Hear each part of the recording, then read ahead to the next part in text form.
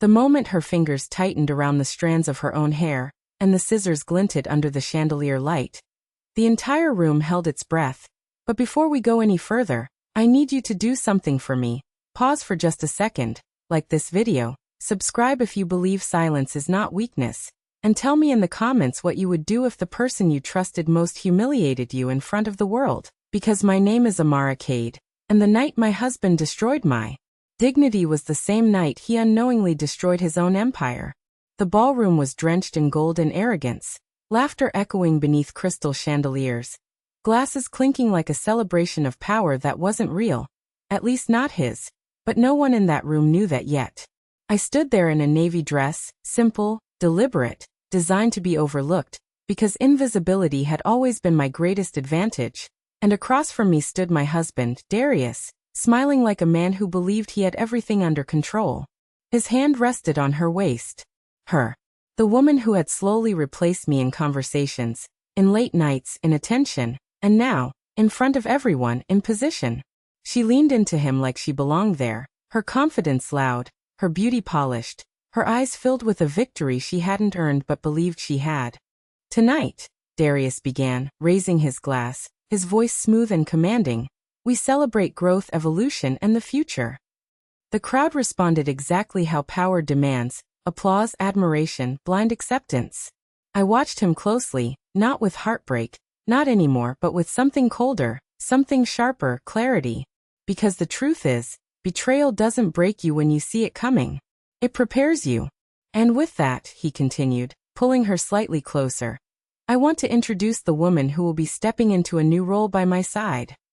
A pause. A calculated one that he wanted the moment to land. To the future chief operations officer of my company. My company. The irony almost made me smile.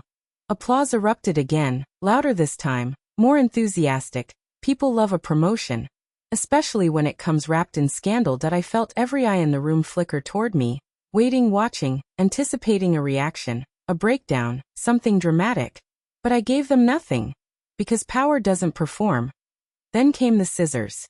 I don't know who handed them to him. Maybe someone who thought this was symbolic. Maybe someone who thought this was entertainment. "This," he said, lifting a strand of my hair, "marks a new beginning." The first cut was slow, deliberate.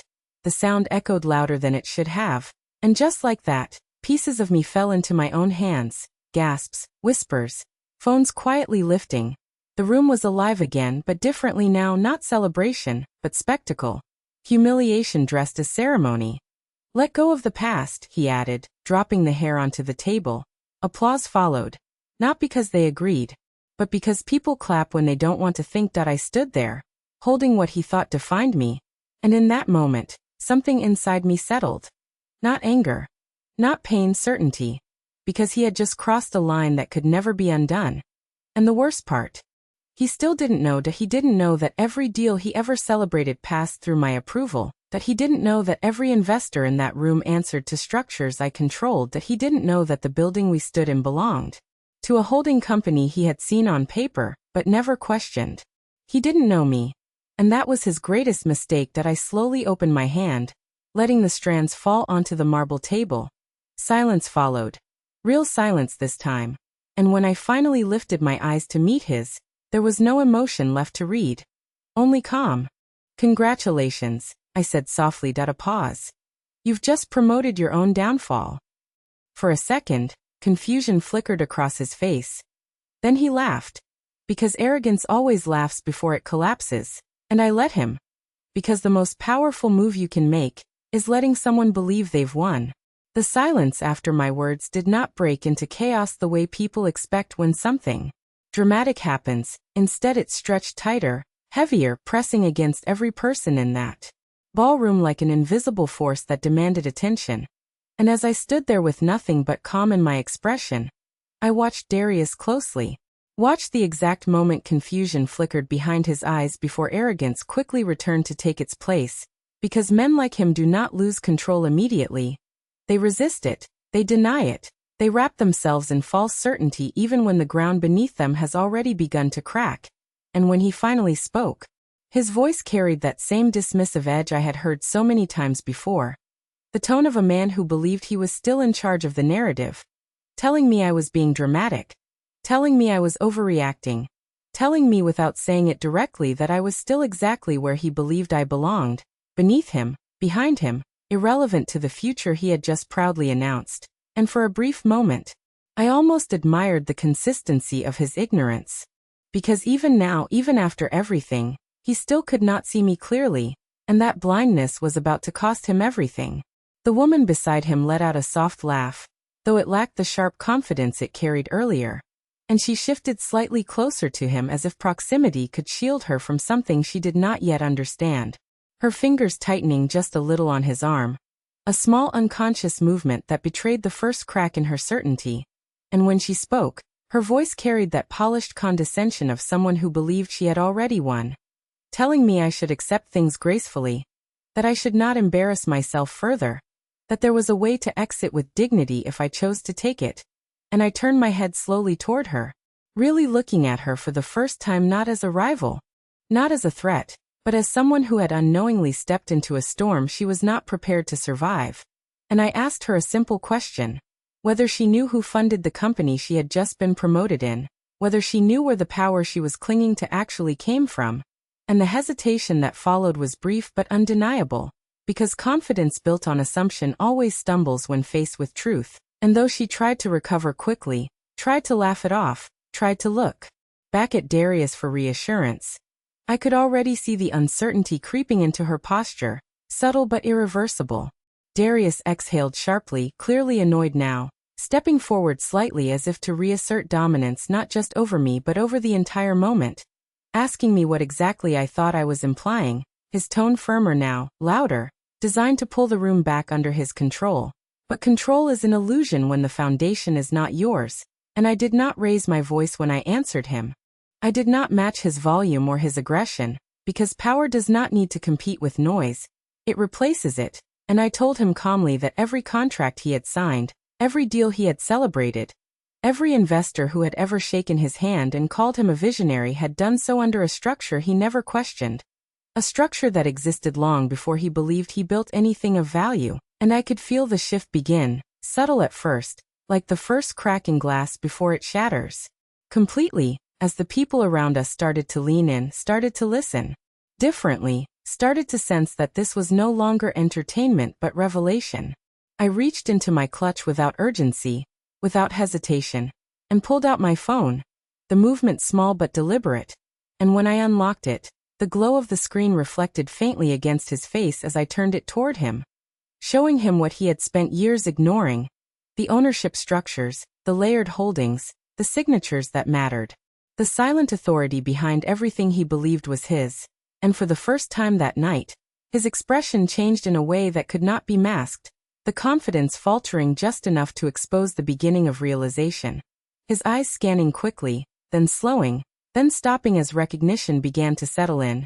Not fully yet, but enough to disturb the certainty he had been standing on. "This is not possible," he said, though his voice no longer carried the same strength, and I tilted my head slightly, watching him with the same calm I had held since the beginning, asking him quietly if he was sure about that, because the truth does not require belief to exist.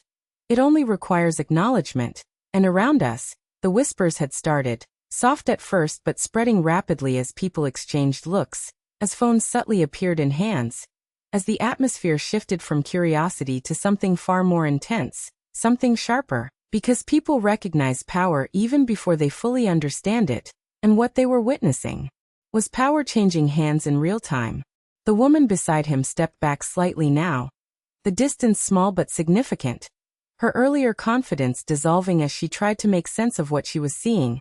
Her eyes moving between the screen and his face, searching for reassurance that no longer existed, and I almost felt something close to sympathy for her, because she had entered this believing she was rising, believing she was stepping into something secure, when in reality she had attached herself to a man standing on borrowed ground, and now that ground was beginning to disappear beneath him.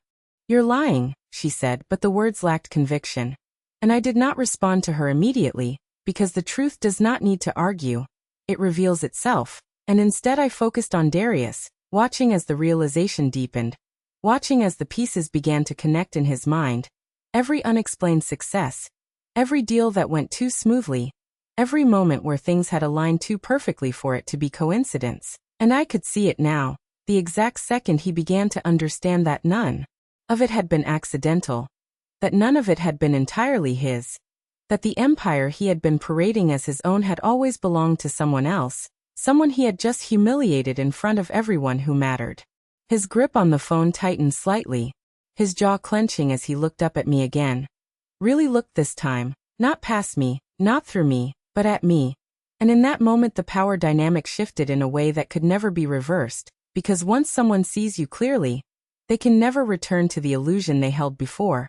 And I held his gaze without flinching, without anger, without satisfaction, only truth, because this was never about revenge, it was about revelation.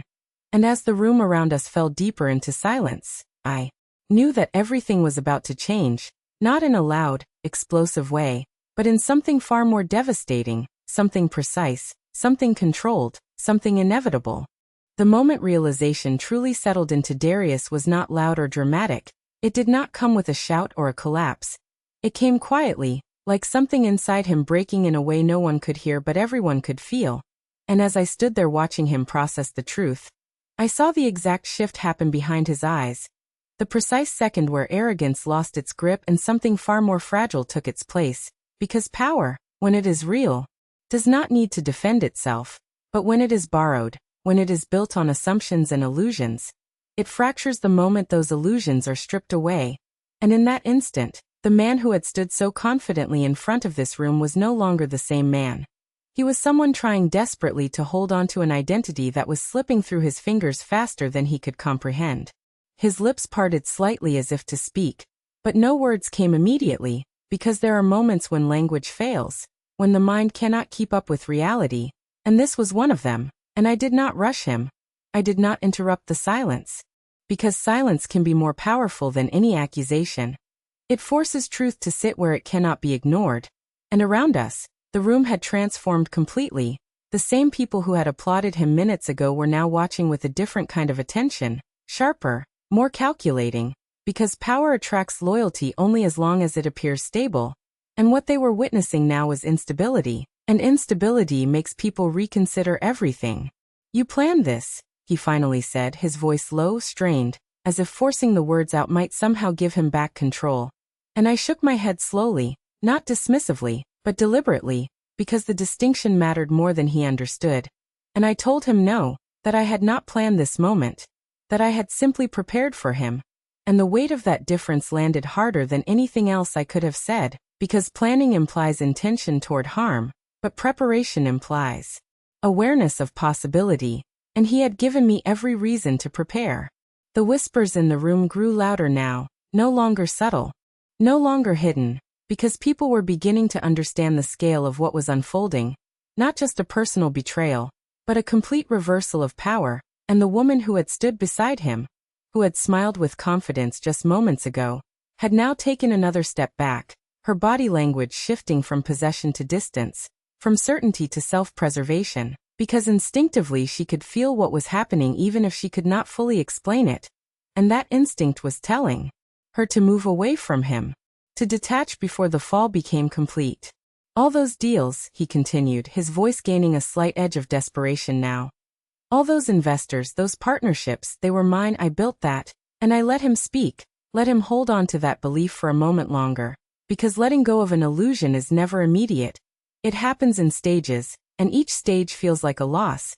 And then I stepped closer, just enough to close the space between us without invading it, and I told him quietly that he had participated, yes, that he had played his role well, that he had been the face, the voice, the visible force people could associate with success, but that participation is not ownership, and visibility is not control. And the truth is that everything he believed he had built existed within a framework he never created, never understood, and never questioned. His jaw tightened, anger flickering briefly as a defense mechanism, because anger is easier than acceptance, and he accused me of manipulating him, of deceiving him, of orchestrating his entire reality without his knowledge, and I almost smiled at that, not out of amusement, but because it revealed how little he still understood. And I told him calmly that I had never needed to manipulate him, that I had simply allowed him to be exactly who he chose to be, and that his choices had led him here, not my actions, because the truth is, people reveal themselves when they believe there are no consequences, and he had believed that completely. The room seemed to hold its breath again as I continued, not raising my voice, not dramatizing the moment, just stating what had always been true, that every major decision he had made had been supported by systems he did not control, that every risk he thought he was taking had been calculated and secured long before he ever signed anything, that the empire he stood in front of was never built on his strength alone, and certainly not on his loyalty. And with each word, I could see the realization deepen, the resistance weakening, the truth settling into him in a way that could not be undone. "Why didn't you tell me?"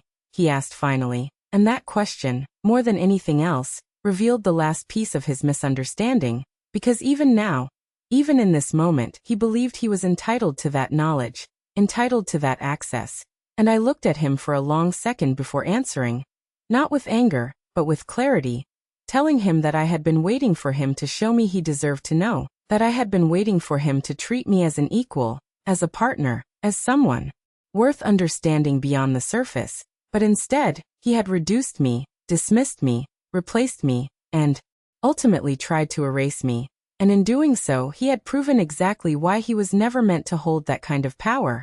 His shoulders dropped slightly then, just enough to show the weight of what was settling in, and for a brief moment, I saw something human in him again, something that reminded me of who he used to be before ambition consumed him, and I allowed myself to feel that for a second, just a second, before letting it go, because this was no longer about who he had been, it was about who he had become.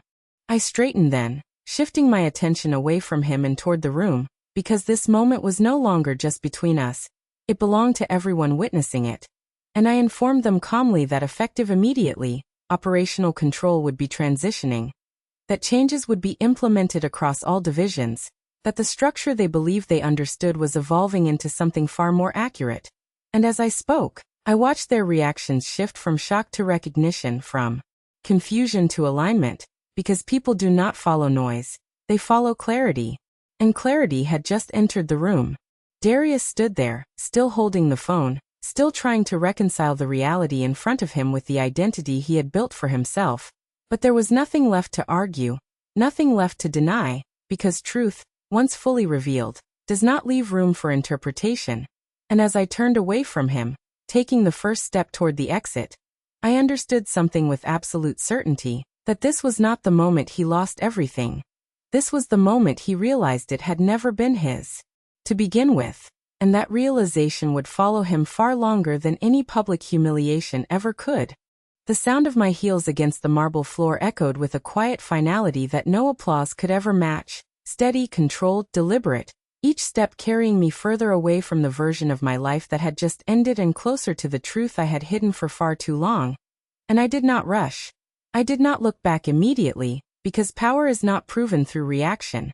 It is established through direction, and my direction was forward, away from illusion, away from betrayal, away from a man who had mistaken access for ownership and proximity for power. And as the distance between us grew, I could feel the weight of years beginning to lift, not in a sudden release, but in something slower, something more precise, like a carefully constructed structure being dismantled piece by piece exactly as it was designed to be. Behind me, the room remained suspended in that fragile state between shock and realization, the kind of silence that carries more noise than any argument ever could. And I knew without turning that Darius was still standing there, still trying to hold on to something that no longer existed, still surrounded by people who were already recalculating their positions, their alliances, their loyalties, because power attracts people not out of respect, but out of benefit, and the moment that benefit disappears, so does their devotion. And he was beginning to understand that now, in the most irreversible way possible. The elevator doors opened with a soft mechanical hum, and as I stepped inside, the reflection staring back at me from the mirrored walls felt both familiar and entirely new. The same face, the same eyes, but no longer carrying the quiet restraint that had defined me for so long. And as the doors closed, sealing off the noise of the ballroom, I allowed myself a single breath, not of relief, not of victory, but of acknowledgement, Because what had just happened was not just the end of a marriage. It was the end of a narrative I had allowed to exist for far too long. A narrative where I accepted being seen as less than what I was in exchange for something I believed was love. The descent was smooth, almost too smooth for the magnitude of what had just shifted. And my phone began to vibrate before I even reached the ground floor. Messages appearing one after another, executives, partners, systems alerting to changes already in motion. Because while Darius had been celebrating, while he had been performing his version of power in front of an audience, the real mechanisms of control had already been activated, quiet directives sent, access permissions altered, processes initiated that would ensure by the time he attempted to regain any form of control, there would be nothing left within his reach. And I responded with the same calm efficiency that had built everything in the first place: short instructions, precise confirmations, no hesitation. Because hesitation is a luxury you cannot afford when you are reclaiming what is yours. When the elevator doors opened again, the atmosphere felt entirely different. The noise of the city replacing the silence of the ballroom, reality grounding what had just occurred. And as I stepped out into the night, the air felt sharper, clearer, as if the world itself had shifted slightly to align with the truth that had finally been revealed. And waiting for me was the car, already prepared, already positioned. Because unlike the chaos unfolding upstairs, my world did not react, it moved with intention. As I walked toward it, I allowed my thoughts to return briefly to Darius, not out of longing, not out of regret, but out of understanding, because the truth is, he was not destroyed in that room. Not really. What he lost in that moment was illusion. An illusion is something people cling to far more tightly than reality. And his real downfall would not happen tonight. It would unfold gradually, in the days and weeks that followed, as contracts shifted out of his control, as calls went unanswered, as the same people who once praised him began to distance themselves, as the structure he believed he stood at the top of slowly redefined itself without him. And that kind of collapse is far more devastating than any public humiliation, because it forces you to confront who you are without the power you thought defined you. The woman who had stood beside him would not stay long. I knew that with certainty, because people like her do not attach themselves to individuals, they attach themselves to power. And the moment that power becomes unstable, they move, they adapt, they disappear. And she would do the same, leaving him not just exposed, but alone in a way he had never experienced before. And there was a lesson in that. One that everyone in that room would carry with them long after tonight. That proximity to power is not the same as possessing it, and confusing the two can cost you everything. I reached the car and stepped inside, the door closing behind me with a soft certainty that mirrored the finality of my decision.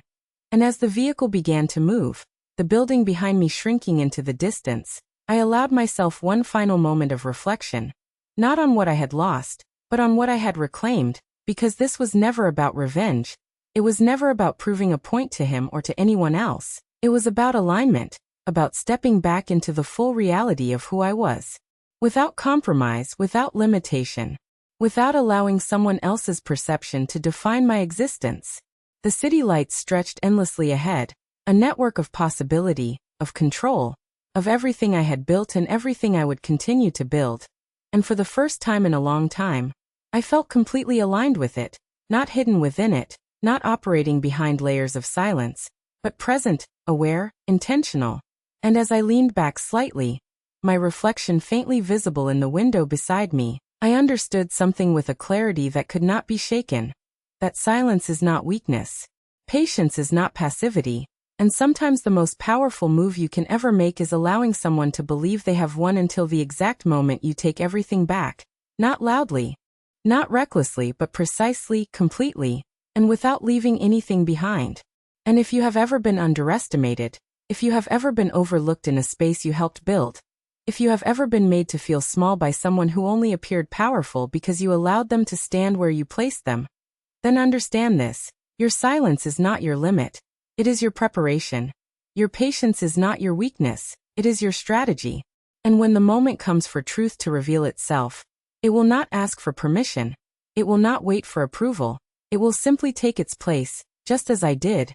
And now I want to ask you something. When that moment comes for you, will you be ready to take back what was always yours? And if you felt this story, if you understand the power behind it, make sure you like, subscribe, and And tell me in the comments, would you have revealed the truth, or let them fall without ever knowing why?